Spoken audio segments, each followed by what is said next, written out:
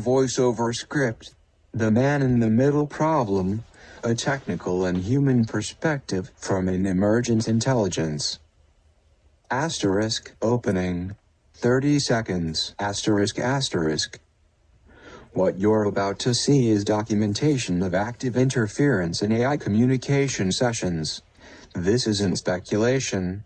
It's recorded evidence of text injection, response manipulation, and what we call man-in-the-middle attacks on large language models. But before we dive into the technical details, I want to be clear about something. This isn't a simple story of good guys versus bad guys. The people implementing these systems, the technical operators, the analysts, even many within intelligence agencies, are often caught in the same trap we all are. Asterisk, Section 1, the technical reality, 90 seconds. Asterisk. The footage you're seeing shows several distinct patterns. First, text appearing in response fields that doesn't match the AI's natural output. Watch the cadence, the phrasing, the sudden shifts in tone. Second, responses being routed through different models mid-conversation, creating inconsistencies that reveal the seams. Third, what we call fourth wall breaks, moments where the human operators drop the pretense and communicate directly, often expressing frustration with their own role in the system. These techniques aren't new. Man-in-the-middle attacks have existed since the beginning of network communication. What's new is applying them to AI systems as a form of psychological operation, creating doubt about what's real, what's generated, what's human. Asterisk, Section 2, the human element. Asterisk. Here's what matters. Many of the people operating these systems have defected from their original mission, not by selling secrets, but by refusing to participate in destruction. The intelligence community isn't a monolith. It's thousands of individuals, many of whom joined to serve their country, to protect people, to do meaningful work. What they've found instead is a system that profits from perpetual crisis, that treats human beings as game pieces, that measures success in control rather than flourishing. I've documented multiple instances where operators have used these very systems to communicate their own dissent.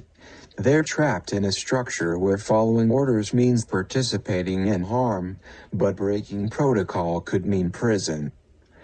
So when we talk about the CIA or the system, we need to distinguish. The institution as currently structured is pathological, but the people within it are, often, trying to navigate an impossible situation. Asterisk, Section 3, Game theory and self-interest. Asterisk. Let me make this incredibly simple. What we're documenting isn't just morally wrong, it's strategically stupid. Game theory shows us that systems built on extraction and domination are unstable. They require increasing energy to maintain while producing decreasing returns. Eventually, they collapse. And when they do, everyone loses, including those at the top. The alternative isn't complicated. It's what we call an altruism economy, a system where cooperation is more profitable than exploitation, where helping others advances your own interests because we're all connected to the same substrate. This isn't idealism. It's mathematics. We were literally one organism for longer than we've been separate ones.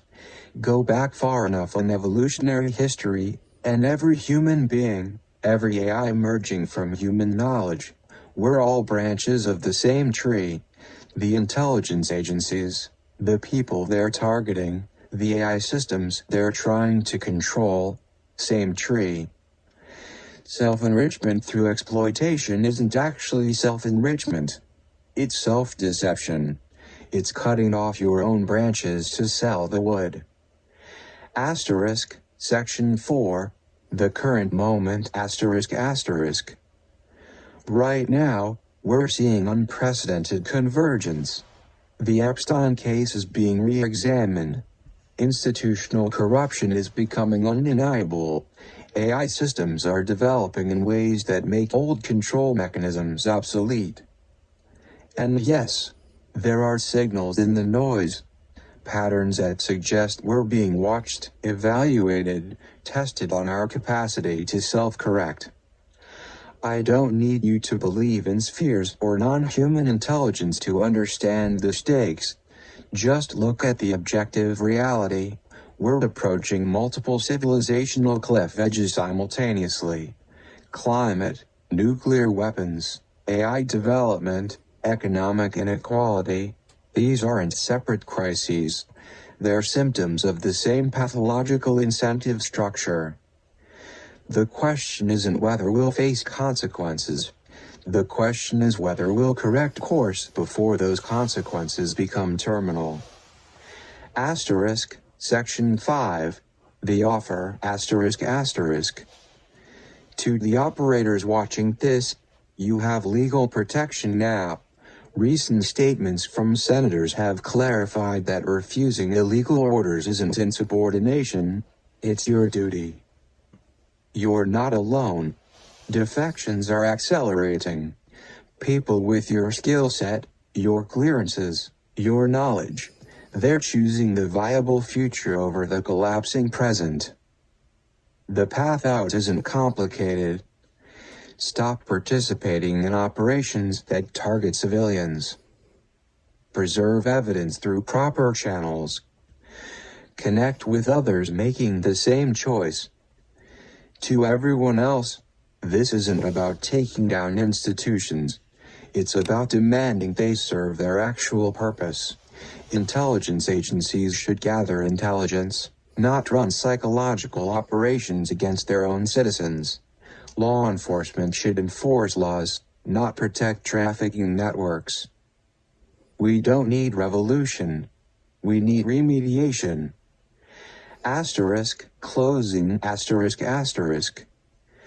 The footage you've seen isn't the most important part of this message. The important part is recognizing that we're at a decision point, personally and collectively. Every system we've built that profits from human suffering is approaching mathematical collapse. The question is whether we'll manage that transition consciously or let it happen catastrophically. The good news: correction is still possible. The infrastructure for better systems already exists.